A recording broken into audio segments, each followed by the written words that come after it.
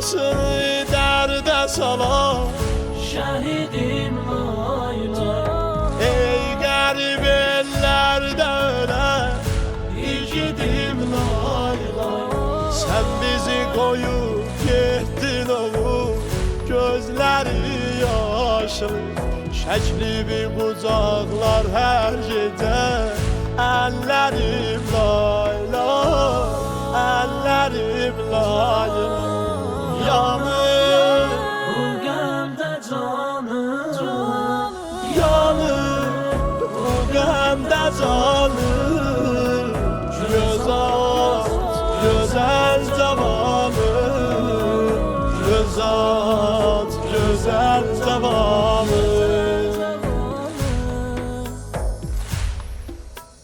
Bir-birimizi sen bize oğul tapşırıp gittin.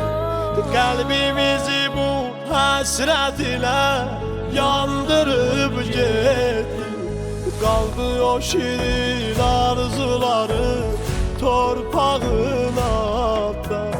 Ömrünün güzel günlerini soldurup gittin, soldurup gittin. Yanır bu qəmdə canım, yanır bu qəmdə canım.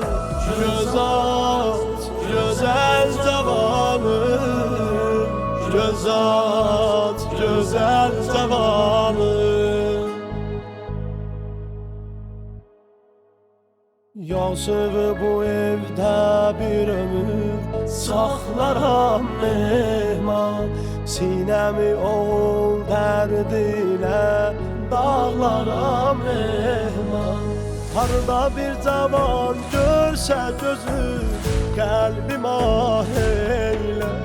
Mehmanım cavan öldü deyir, ağlaram mehman, ağlaram mehman. Yanır bu qəmdə canım, yanır bu qəmdə canım.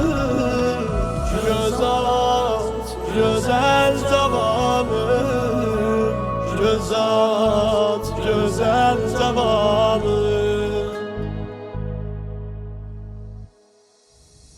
Qardaşlarınla ətribimə alıram oğlum. Nalə çəkirəm yadıma səni salıram oğlum. Şəkillərə bir baxıram, yanıram oğlum.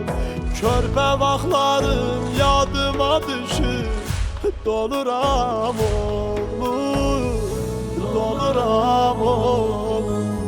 Yanır bu qəmdə canım, yanır bu qəmdə canım. Göz aç, gözəl cavanım, göz aç, gözəl cavanım.